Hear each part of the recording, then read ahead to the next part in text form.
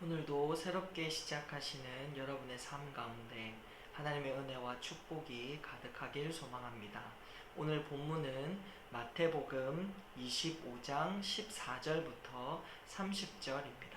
마태복음 25장 14절부터 30절 말씀으로 함께 나누겠습니다.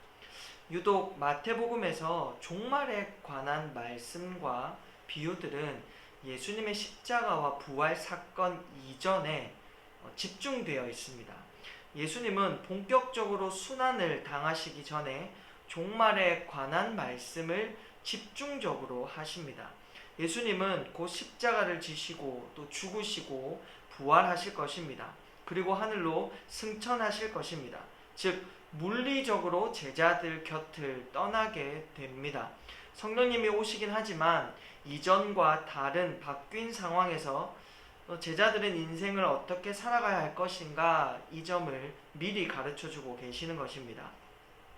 예수님이 승천하시고 제자들은 교회라는 이름으로 세상 속에 살아가게 됩니다. 이제 종말은 이미 시작되었고 세상은 갈수록 주의 자녀들과 교회를 공격하게 될 것입니다. 여전히 종말의 때를 살아가는 우리 모두도 그때의 제자들과 똑같은 처지와 상황에 사실은 놓여 있습니다. 세상은 갈수록 하나님의 진노를 쌓아가게 됩니다. 죄악은 더욱 은밀하고 치밀한 방법으로 사람들의 영혼을 갉아먹습니다. 사단의 공격은 더욱 거세질 것이고 믿지 않는 자들의 조롱과 비난은 더욱 격해질 것입니다. 두렵고 고통스러운 나날이 반복되겠죠. 지금도 전염병 하나로 온 세계가 어려움과 고통을 겪고 있지 않습니까? 그 가운데서도 교회도 진통을 앓고 있습니다. 개개인의 의견으로 이러니 저러니 하면서 비난과 또 진리 위에 바로 서지 못하는 이것 때문에 흔들리는 모습도 보입니다. 사실 세상은 살만할 때가 없었습니다. 살기가 나아져도 언제나 쉬이 만족하지 못하는 그 인간의 욕구 때문에 세상은 불평과 불만으로 가득 찰 뿐입니다. 자족하지 못하는 이 세상의 악함과 죄 속에서 주의 자녀들은 어떻게 살아가야 할까요? 수없이 비교하고 비교당하면서 우월과 열등을 반복하는 상처 입은 이 세상의 그늘 속에 주의 백성들은 어떻게 살아가야 하겠습니까? 깨어있으라는 명령은 주님 오실 그날까지 어떻게 해야 한다라는 말씀일까요? 오늘 본문의 달란트 비유는 우리가 이 마지막 때를 살아감에 있어서 어떠해야 하는지를 알려주고 있습니다. 기다리고 준비하는 것에서 한 발짝 더 나아가 적극적으로 무엇을 해야 한다라는 것을 가르쳐 줍니다.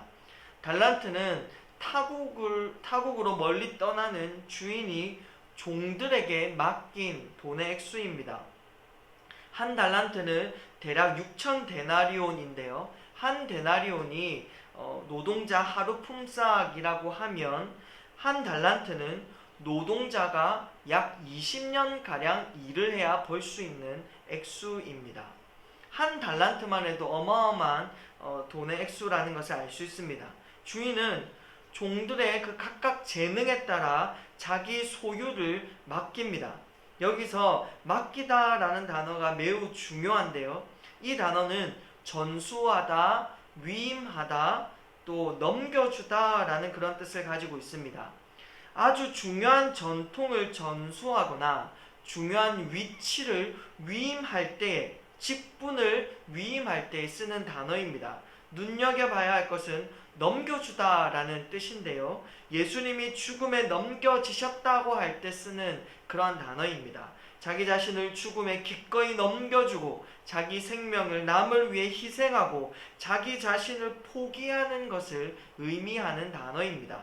그러니까 지금 이 주인이 종들에게 자기 소유를 맡겼다라는 이 사실은 굉장히 중요하고 무거운, 결코 가볍지 않은 일이다라는 사실을 알 수가 있습니다. 자기 자신을 넘겨주듯 아주 무거운 책임감과 함께 종들에게 맡겨 놓았습니다. 누가 5달란트를 받았는지, 누가 1달란트를 받았는지 그 액수가 중요한 것이 아닙니다. 주인은 정확한 판단에 따라 종들의 실력과 능력을 간주하여 액수를 달리합니다. 감당할 수준만큼만 배분합니다. 여러분 보십시오.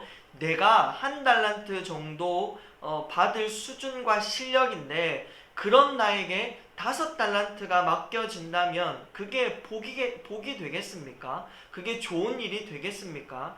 1달란트만 주어진 것이 얼마나 다행이겠습니까? 그것 가지고 행복하게 일하고 기쁘게 누리고 감당할 만큼만 살아내며 감사하며 살면 됩니다. 감당도 안 되는 거 받아놓고 걱정하고 두려워하며 전전긍긍하는 것이 얼마나 힘들고 어려운 일이겠습니까? 5달란트, 2달란트 받은 종들은 주인의 의도에 따라 정확하게 잘 일했습니다. 다시 돌아온 주인에게 아주 격한 칭찬을 듣습니다. 착하고 충성된 종아, 내 주인의 즐거움에 들어오라. 그런데 잘 보시면 일전에 맡겼던 액수를 넘어선 이익을 남긴 것이 아닙니다. 5달란트 맡은 자는 그대로 5달란트를, 2달란트 받은 자도 그대로 2달란트만 남겼습니다. 이 둘은 똑같은 칭찬을 받습니다. 액수의 크고 작음이 판단의 기준이 아니라는 겁니다. 이걸 남기는 것이 목적이 아닙니다. 그러면 뭡니까? 주인의 칭찬을 보면 착하고 충성된 이라고 칭찬합니다. 충성이라는 말은 신실한, 성실한, 신뢰할 만한, 믿을 만한 그런 의미입니다. 이익이 되고 유익이 되고 보탬이 되는 것이 아니라 자신에게 맡겨진 그 일을 그대로 하면 되는 것입니다.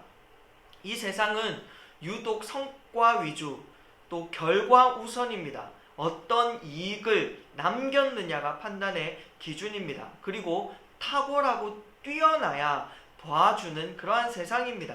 착하게 성실하게 산다고 대접받는 세상이 아닙니다. 성실하다고 알아주지도 않습니다.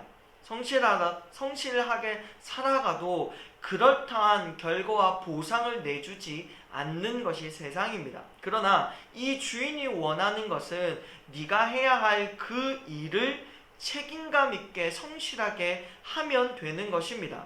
어떤 이익에 상관없이 네가 할 일을 하라. 이것이 주인의 의도였습니다.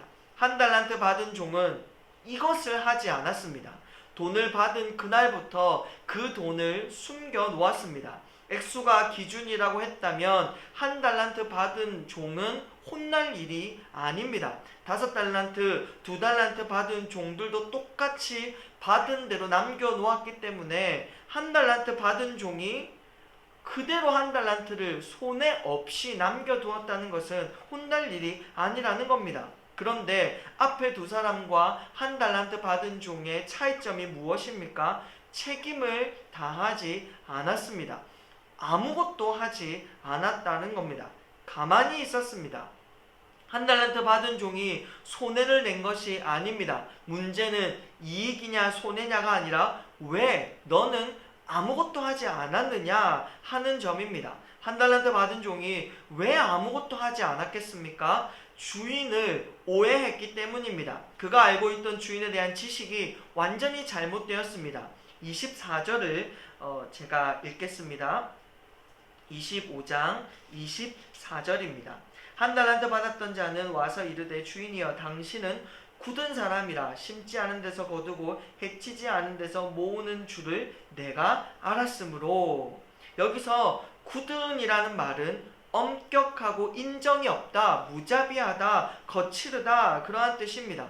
그러니까 실수나 실패나 손해를 봐주지 않고 끝까지 그것을 견책하며 화를 낸다는 그러한 뜻입니다. 주인이 격하게 화를 낼까봐 두려워서 자신의 실수와 실책으로 손해를 입힐까봐 두려워서 돈을 숨겨놓았던 것입니다. 주인에 대한 오해와 착각이 그를 아무것도 못하게 만들어 놓았습니다. 심지 않은 데서 거두고 해치지 않는 데서 모은다. 이 말은 손해보는 것을 싫어한다. 그렇기 때문에 이익을 반드시 남겨야 된다는 압박감에 그가 걱정이 되었던 것입니다. 결국 주인에 대한 잘못된 지식이 이 사람의 인생을 망쳐 놓았습니다. 그는 무익한 종이라 그렇게 낙인이 찍혀버렸습니다. 5달란트, 2달란트 남긴 종에게는 칭찬할 때 유익한 종이다 그렇게 말하지 않았습니다. 그런데 1달란트 받은 종에게는 유익의 반대말이 무익하다라는 말을 쓰고 있습니다. 이 주인에게서 유익과 무익은 어떠한 결과, 어떠한 성과, 어떠한 탁월함이 아니라 일하지 않음, 책임을 다하지 않음, 이러한 뜻을 가지고 있음을 알 수가 있습니다. 여러분, 우리가 잘 알아야 됩니다. 주님 다시 오실 때 우리 인생에 그 주님은 계산서를 들고 오시지 않습니다. 얼마를 남겼느냐 중요하지가 않습니다. 결과와 성과로 우리를 판단하지 않습니다. 저와 여러분은 우리 수준에 맞는 자기 인생을 살아가면 됩니다. 하나님의 자녀답게 주어진 삶을 잘 살아가면 되는 것입니다. 하나님은 우리의 그릇을 누구보다 잘 아십니다. 우리가 우리를 아는 것보다 하나님의 판단이 훨씬 옳습니다.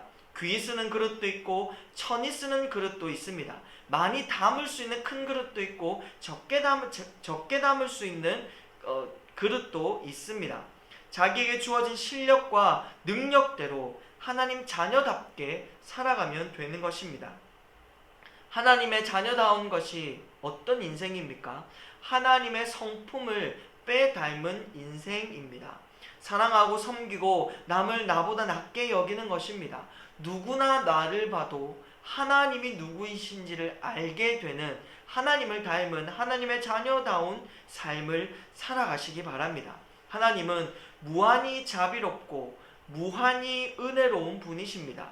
실수와 실패를 쉬이 책망하지 아니하시고 보듬어서 다시 용기를 주고 살아가게 하시는 분이십니다.